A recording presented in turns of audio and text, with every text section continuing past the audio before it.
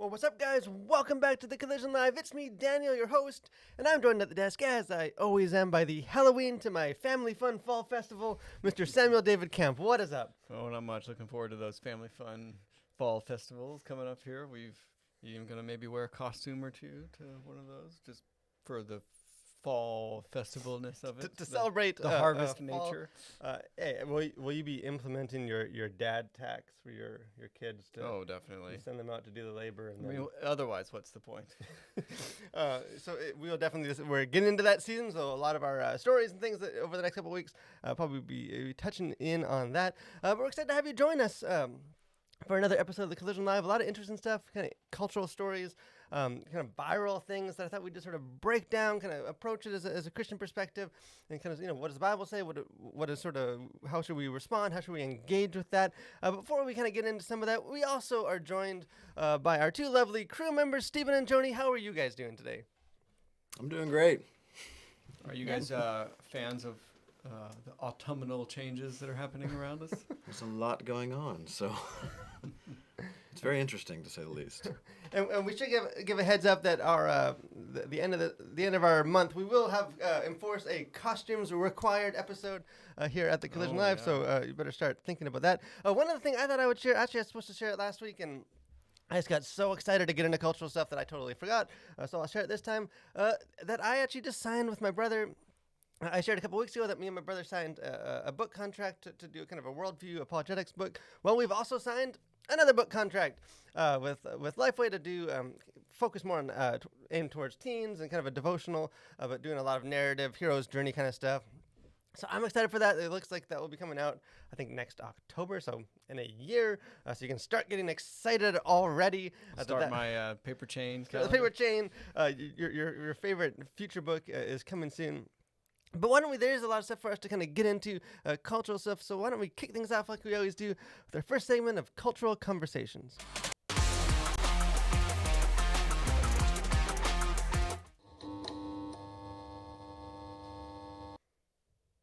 So, like I said, a couple kind of interesting different kind of angles, types of stories, things going on in pop culture that as Christians I think we should be aware of and kind of engage with. And I thought, just because this is sort of my vibe, my mood this week, start off with what I would call our dumb story of the week. It's back, one of my favorite things that we get to talk about.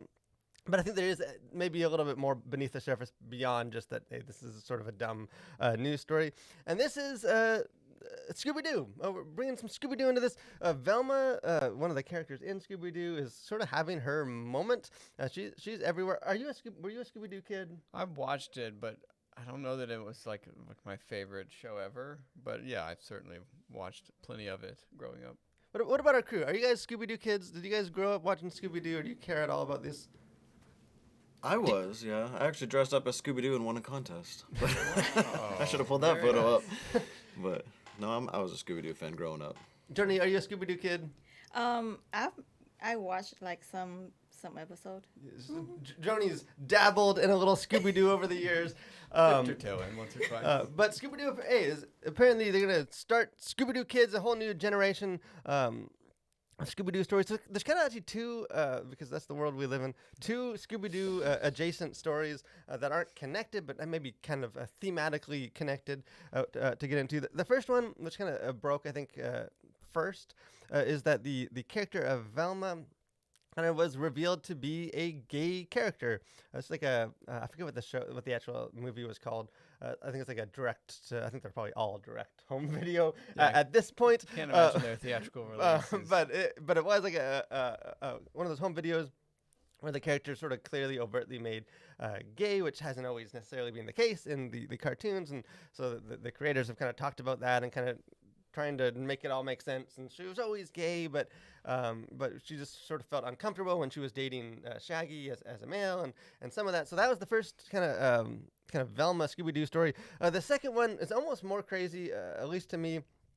So there's an upcoming HBO Max series called Velma, which is going to be a more adult cartoon. Mature cartoon of And hey, if you're a fan of Scooby-Doo, you might need to look elsewhere because Scooby-Doo will not be found. So here's a little bit of this is sort of the news release for the story, then I think we can kind of get in to this. It says, Scooby Doo universe is about to come back in a big way, but don't accept Scooby Doo to be involved. Velma, a new adult animated series that features Mindy Kaling as the voice and titular character, promises to satisfy longtime fans of the cartoon series who want to pair their nostalgia with a more mature sense of humor.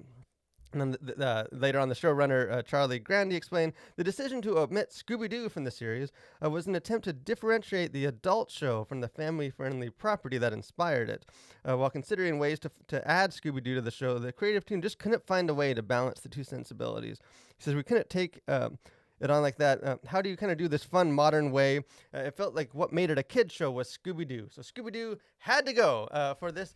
So what are your takeaways? Because again, I think this on the surface, this is clearly this like a ridiculous dumb thing, but I do think it touches more stuff going on. Like, yeah, I mean, I think there's a ton of ways you could go with this, but I think one is it feels like there's a lot of millennials at the helm and of some of these properties and wanting to like modernize like their nostalgic childhood, which I feel like it kind of feels like to modernize like a classic cartoon or a classic movie now, or a movie or show from our childhood means sort of let's just dabble in the fluidity of sexuality and or make it like super dark and gritty. Like those seem to be the options. It's like, well, we're going to do this modern spin, which is sort of code for like one of the characters is going to be gay, or it's like super dark and depressing.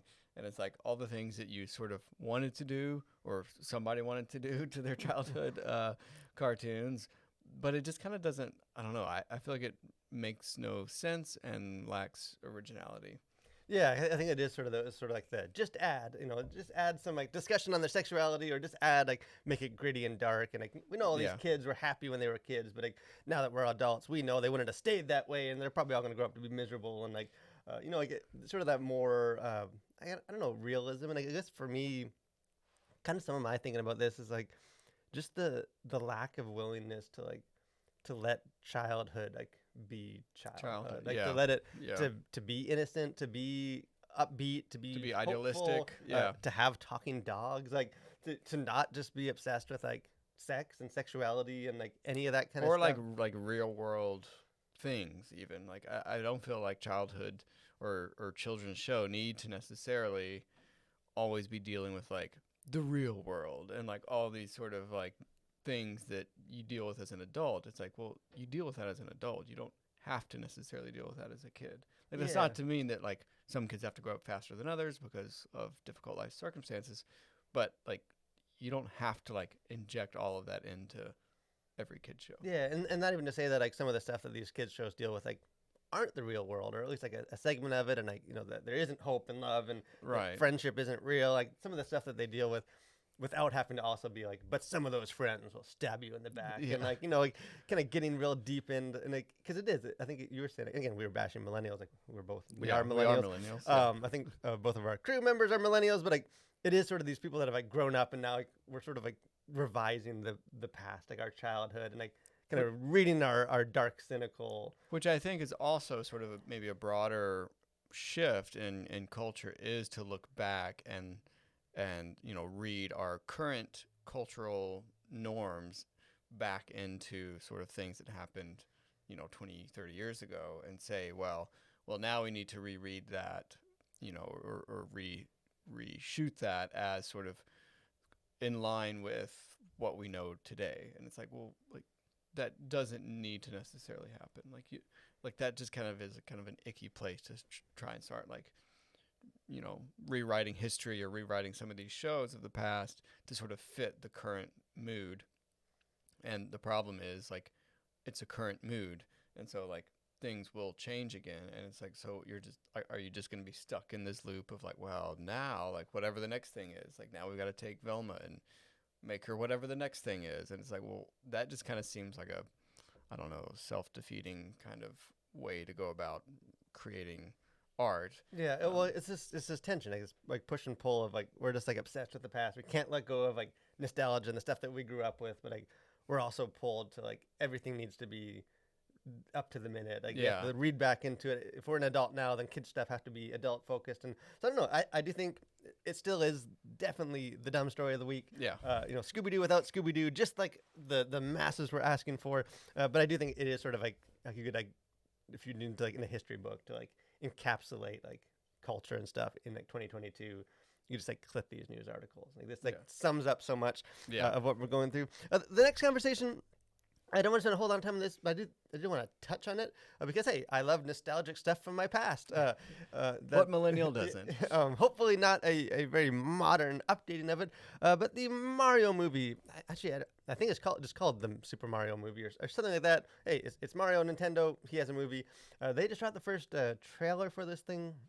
It's by Illumination, who does, like, the Minions movies, and I'm sure they do other stuff, but that's what that's what they're known for. They're the Minions people. So they just dropped the trailer for this. Chris Pratt is the voice of Mario. Jack Black, I think, is the voice of, like, Bowser. They're all kind of notable or, like, recognizable voice actors. Real quick, you saw this trailer. Like, did you hate it? Did you think it was fine?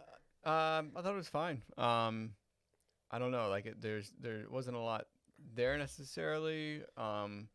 And you just kind of fingers crossed it's not some just total gong show, because with a property like this, I feel like you could do it in a really good way, or it could be just completely dumb. Like, as we can actually see physically, because did you ever see the first Super Mario movie? Like, no, they made, like, I think it's I like saw a that live too. action, and, like, Yeah. it's like I remember my dad rented, like, back when there was video rental stores. Like, he rented that for us. Hey, you guys play it on your Super Nintendo. Like, let's watch Mario, and, like, just being like. Just like this silence throughout, like this the craziest drug trip movie. It has nothing to do with Mario. Yeah. It's objectively one of the 5 worst movies ever made. Yeah. Which I think is why it's taken them so long to ever do another movie. Because it's like just the trauma. We're not. I did think it was funny that so much of, like, the mystery about this was, like, Chris Pratt's doing the voice of Mario, and he's not going to do the traditional video game voice, Mario. because that would be really annoying in more than in a bigger dose than just it's me, Mario. So there's, like, what is his voice, and they talked about how he, like, worked through it, and then, like, you watch the trailer, and, like, It's just Chris it's Pratt. just entirely Chris Pratt talking. It Yeah. sounds. It's like all that coaching paid off. I'm glad he did some soul searching. I like what you're doing there, Chris, but could you be more Chris Pratt? Yeah. Quit trying to be creative. Stick with what you know. Are you guys Mario people? Are you guys Nintendo people? Do you guys care about this movie? This is actually the first time I've heard about it. So, So I mean, Steven- and hearing Steven about cared. the trailer but A big pass on the Mario. I mean, I enjoyed the video game growing up. So Yeah. What about you, Johnny? Are you a Mario? Are you just a total hardcore gamer? Not a hardcore gamer, but I like Mario, and I'm excited for this. Yeah. Well, I think the animation actually looks really good. The graphics and stuff. Again, it's Illumination Studios, so you expect it to be good. And I think we can both agree that hopefully this opens the door for the future of the Battle for Polytopia movie coming in 2025. Yeah, So that'll be awesome. so I can't stay wait. tuned for that. Can't wait for that one. Well, I do think it is doing it animated. I think just opens the door for more possibilities and to really maybe play more to the video game aspect of it. Then obviously I think doing a live action is probably because, like, half the characters in this story are, like, talking mushroom head people. So, yeah. the live action thing was always going to be a challenge. Stick with animation, Yeah. make it colorful, make it fun. I think you just know this thing's just going to make $1 gazillion at the box office, and I will contribute to that. Our next story, we actually said last week, this is one that we were going to talk about in our last episode, but then we kind of ran out of time and wanted to get to our main topic, so we punted it to this week. But we are going to pick it up, and that's the Bros, the movie that just released, I think, about two-ish weeks ago. This movie was released. Didn't make a lot of noise at the box office, but it made a lot of noise on social media and, like, the conversation surrounding this. So if you're not familiar with what the movie, if you didn't sort of see all the trailers and stuff kind of leading up to it, this is maybe one of the first, like, as far as, like, big tentpole, like, budgeted or whatever, kind of like a same sex, like a gay romance story. The actors are gay. The story is sort of featuring their story. So a lot of the discussion on this thing kind of leading up to that. This is sort of this landmark a film that everyone needed to go see. Well, it turns out no one went and saw it. This movie, I think, at least the last count I saw on, like, its opening like weekend, made under $5 million, which if you don't follow sort of the box office numbers like I do, that's really bad. Like that's one of the biggest busts. That like, likely doesn't like even begin to cover the cost of production, would be my assumption. Yeah, because you assume this thing probably costs like $60 million, $50 million or whatever, and then you double that for production and advertising. So it's gonna take a long time to make any money back. Normal like successful movies make in like the triple digit, like 100 million. Yeah. So did not do very well. I think there's a bunch of reasons why it didn't do well. But Billy Eichner, who's one of the stars, kind of and producers, really the figurehead of this whole project, he kind of had his own reasons, his own opinion on why this movie didn't do well. And kind of a couple kind of tweet storms where he's laid this out.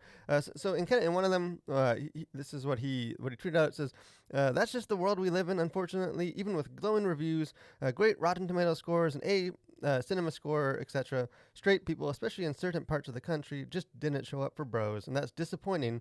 But it is what it is."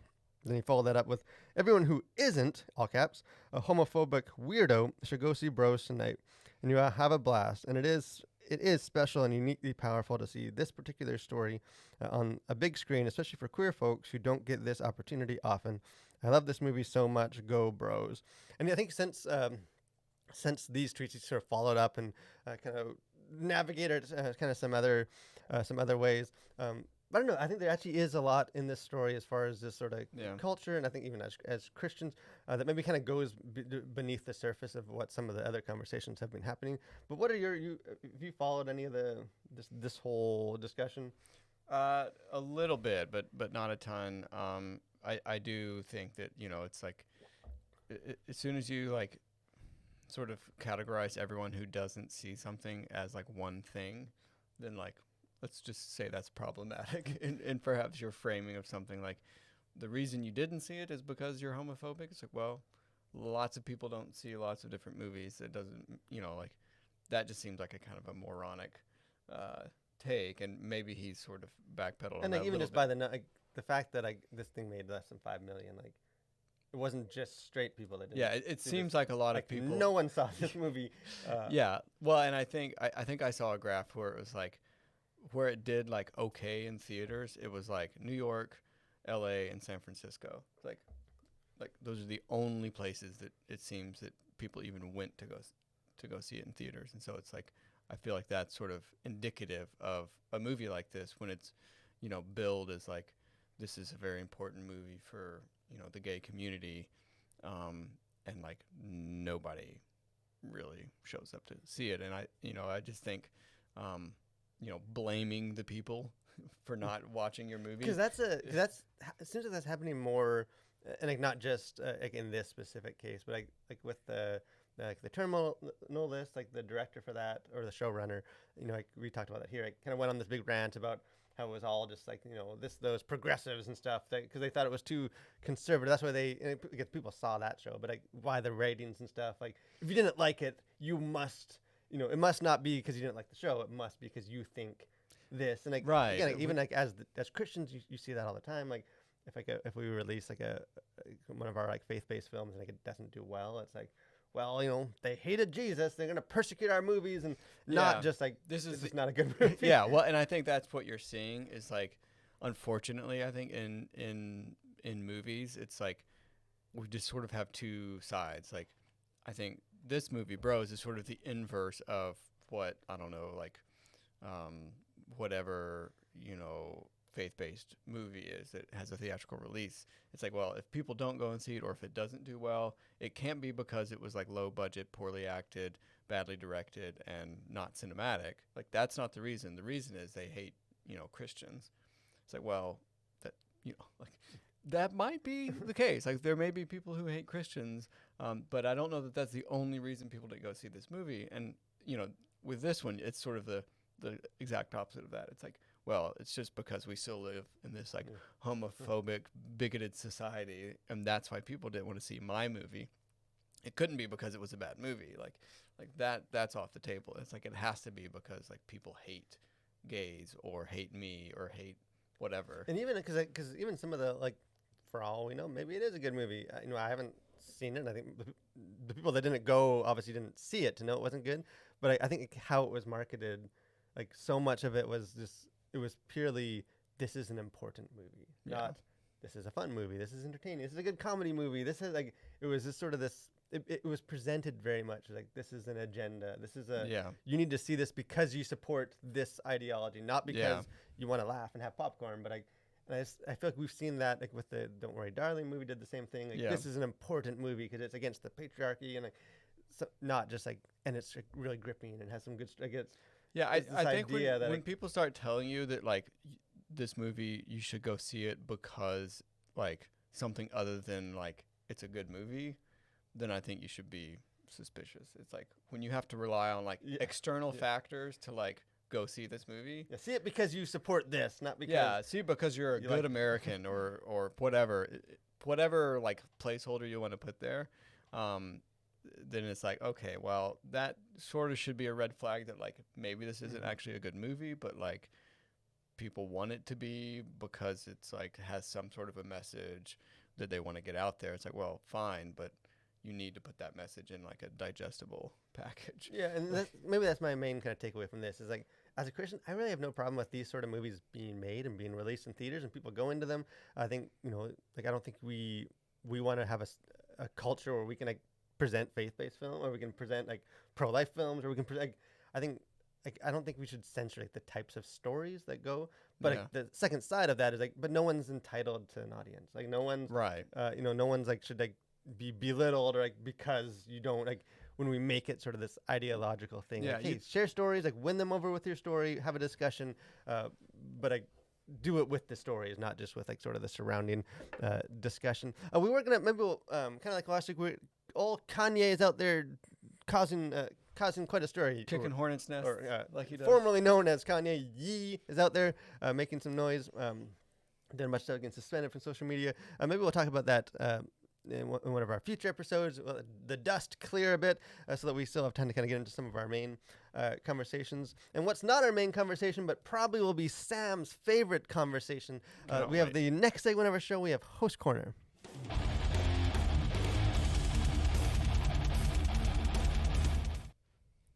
So this is my week to go.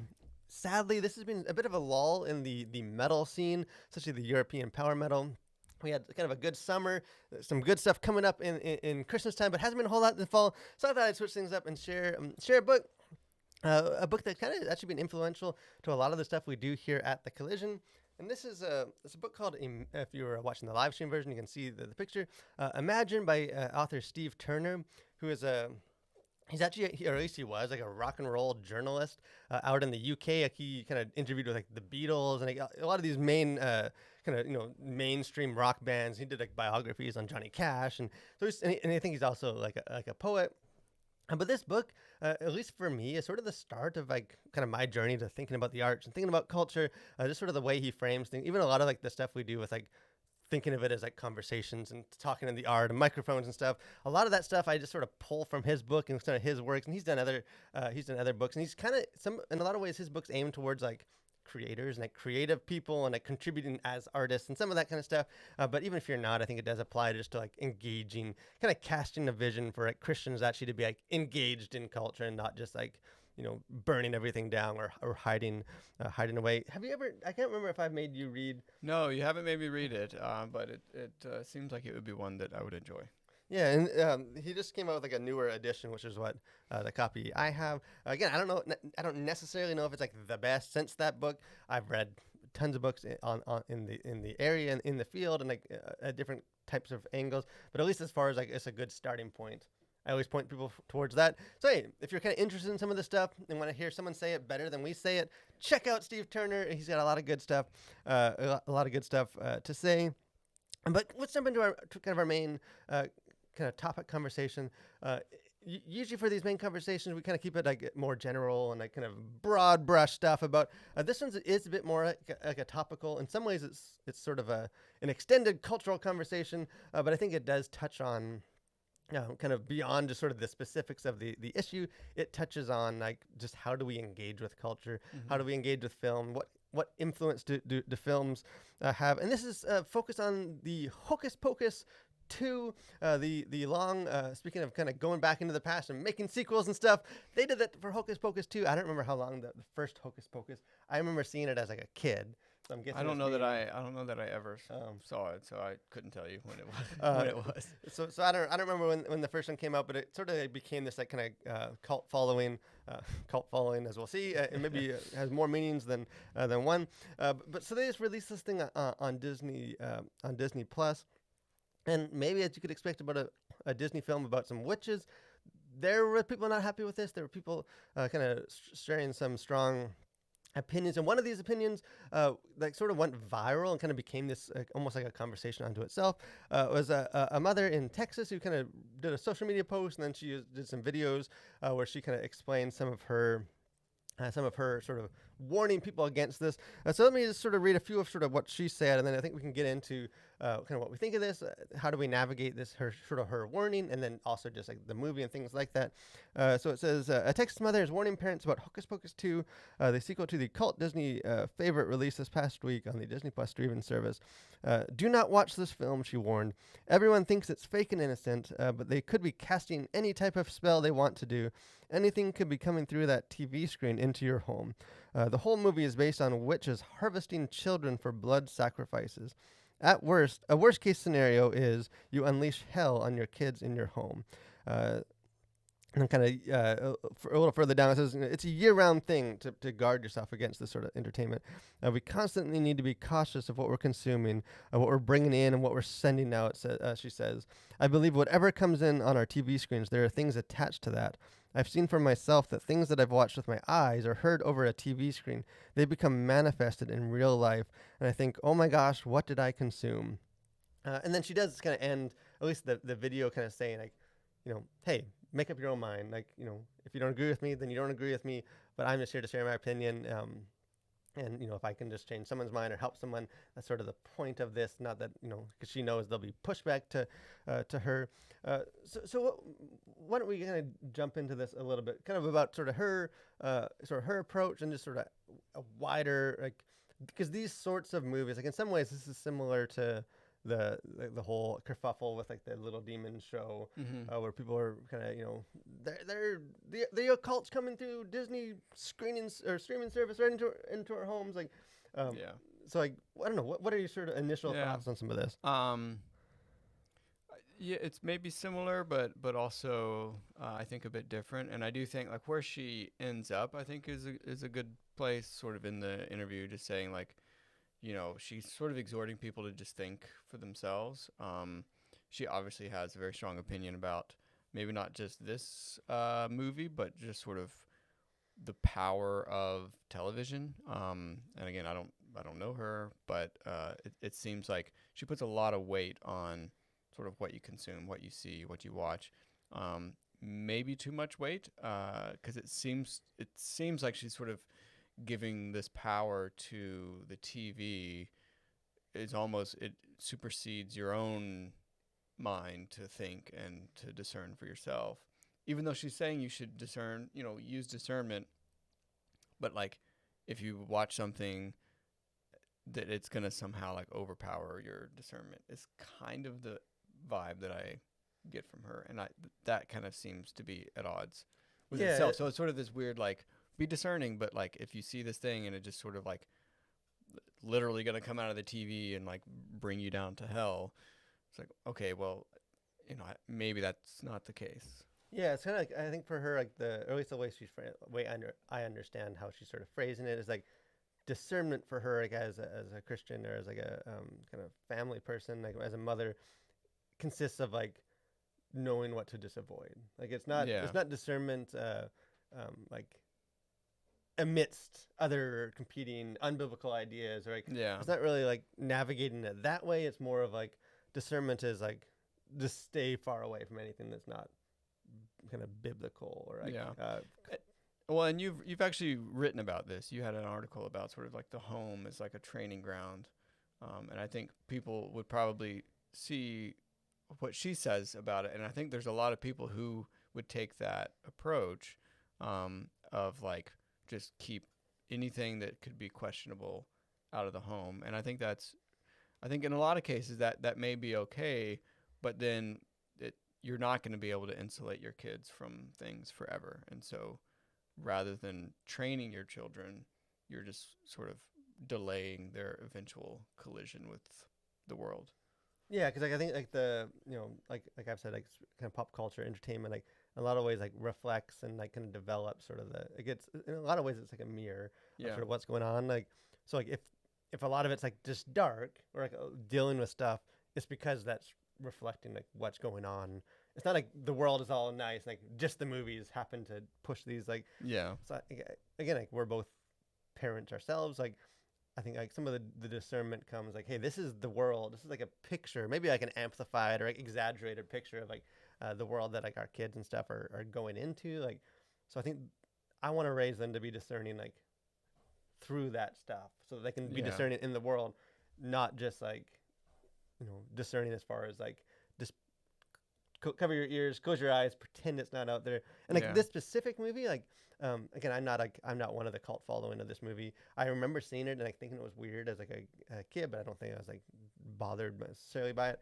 But just like in a couple of days or yesterday, maybe like I watched the first bit of this movie and I kind of skimmed through it, and like it is weird. Like it's like I don't think it's like I didn't feel like I was like my that like Satan's hands were like reaching through the TV or anything, but like it does like it starts like the Salem witch trials, and like it is like the church is sort of or like the priests and stuff are like portrayed as like these very kind of controlling, kind of bumbling people, and like they're saying sweet Lucifer is sort of like they're saying things that like it is like it's a movie about witches, like they're doing like rituals, and like they talk about like they stay young by like consuming the souls of kids, and like obviously it's in the movie it's portrayed a little less like than like in her video where it's like they're harvesting, like it's sort of this like offhand joke, and like you don't actually see them like eating kids, and like it's just sort of this thing. So, like I don't necessarily think that like people need to like if you don't let your kids watch Hocus Pocus 2, like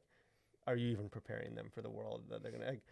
I don't like it. Not everything is helpful, and like there is darkness. I guess where I kind of land on some of this is I feel like we've sort of lost the ability to just be like, hey, this maybe isn't helpful, it's not wise, but like it's also not like the end of our children's innocence. Like it's not everything has to be like this sort of this power that like if you even walk out of the room and like it comes on like autoplay and they see a couple minutes, like I guess you've lost your children, like they've been snatched. Just where the power of that, like the inability for even children or for like Christians to be able to like be exposed to stuff that doesn't line up and be like, you know what, like I don't think this is a show that we need to really be, the witchcraft stuff, like it's just not helpful. It's dark. I think maybe it plays kind of a little too light with stuff that the Bible says is serious. Like let's watch something else without like it's going to turn our kids into witches. Yeah, and I'm reminded of Jesus's prayer. I think it's in John 15 for the disciples, where he's praying not to take them out of the world, but they'd be in the world and to be of courage because he has overcome the world. And I think in instances like this, I think we just give too much power to like Satan and his demons, or like just the it's almost like if you don't avoid certain things, then somehow the power of Christ in you is not strong enough to like combat the powers of this world. And I just think that's sort of a disservice to your kids and to yourself to say that there's something out there that if you stumble upon it is going to somehow irrevocably just destroy your faith or damage your relationship with God, that God's power is not strong enough to withstand. Yeah, it gives so much like power to like just the entertainment or the movies that like we're almost the way they frame, like we're almost powerless against like having her actually even in the videos when it says like she just heard or saw things on the screen and then like she saw it like manifest in her life, and like I don't know exactly what she means. I guess if it's she found herself, she stubbed her toe and she said a word that like she heard on TV that she shouldn't say, like if it's that or if it's something kind of more like it was really leading her astray, or again we don't kind of know her story, but I think you're right, like this sort of and I think the like the witchcraft or like the anything that kind of has to do with that is just always become, because it's so overt, like Yeah. it always sparks way more of like a pushback among Christians. When like the reality is like most of us don't like, we don't have like know a bunch of witches in our town. Like, Yeah. you know, it's not like like witches are just everywhere, and like, you know, they're recruiting so much with their videos, and like, but like movies that, you know, really push like this very individualistic, like kind of, you know, humanist mindset of like just me, I'm the lord of my own, you know, the boss of my own life. Like I feel like that mindset is way more of like a pressing issue Yeah. to combat against sort of what the Bible teaches, and following Jesus, and you know we're in a society that we don't follow, just sort of be the hero of your own story. Like I feel like that is more dangerous, and like Yeah. you can see the results of it more than like that, you know, that a bunch of kids just turned into witches every time Disney releases a new movie. Yeah. But because it's so like the aesthetics of it, I think that people just sort of, they read a little bit too much into it. But again, I do agree with her. It is good to think about it, and it is good to kind of let people make up their own mind. So again, that's what we're doing on this show. So we're not casting judgment on her for sharing her opinion, but I do think maybe it is a bit more nuanced of a conversation. What kind of final thoughts? Anything kind of going on for you? Anything special? Not necessarily. I have been enjoying. I don't know if you've watched it yet, but I've started the Andor series. I'm one episode in. Okay. I wasn't gripped by it, but I know Yeah. I'll watch the rest, but I just haven't. Yeah, I feel like they've sort of, I think, captured some of the magic of Star Wars, but without doing the sort of fan service-y sort of like, oh, there's a Jedi, here's a Jedi, like, oh, that's the, you know, That's the guy that was in the background of the cantina in that movie. You know, like, yeah, not a lot of this like, you know, connecting the dots kind of stuff, and I've really been like, I'm only like 3 or 4 episodes in, but it's been good, and it's nice to see that like you can kind of capture some of that Star Wars magic, but make it more mature and dark and and gritty, and you know. I do plan. I know me and my wife. It's been crazy. Again, we have my grandma passed away, so we've had her funeral this week and had company in. So we've been behind on a lot of shows. So we will watch them, but I'm only 1 episode in, and it's like, I've keep heard going. I've heard it gets better, or that it like picks up a bit more. And again, I thought it was fine. I didn't hate it. I just wasn't super gripped by it. Again, Rings of Power, final episode this week. I'm sure we'll talk about kind of a look back on the whole thing when that happens. Anything for our crew? Anything kind of going on for you guys? Anything special you guys are enjoying this week? I mean, for us, the company, it was good catching up with family. But I don't know. It's been kind of a busy week, so. It has been crazy. Joni, anything going on this week for you? Just try to go up north to see like the leaves changing. Yeah. Peeping some leaves. Yeah, Joni's better than all of us. We're just talking about shows and stuff. Me and Sam and our crews, you know, family and nature and God's creation. They're not quite as shallow as we are. But speaking of family, I will heads up next week, because people are going to be kind of gone and stuff. We're not going to have a regular episode, but we'll have a Collision Live. I'm actually going to pull my brother in. He's a pastor, PhD, a lot of interest and stuff, and just sort of pick his brain and stuff about engaging with culture as a pastor. So I encourage you, check it out. She'll join us, kind of have some of that conversation. Do you have any kind of final words of wisdom for us, or again, are you depleted? I mean, yeah, I'm mostly depleted, but I just that prayer of Christ to the disciples of I'm not quoting exactly here, but that he has overcome the world, and I think that's something to keep in mind when you are navigating culture, things that seem icky or you're not really sure about them. Like, know that the power within you through Christ is greater than that in the world, and so, you know, go with confidence. Yeah, so that's a great way to end our show with some scripture. We want to thank you guys for watching. Make sure you subscribe, do all that kind of stuff. But just have a great week. Join us next week and continue to collide through the world for Christ.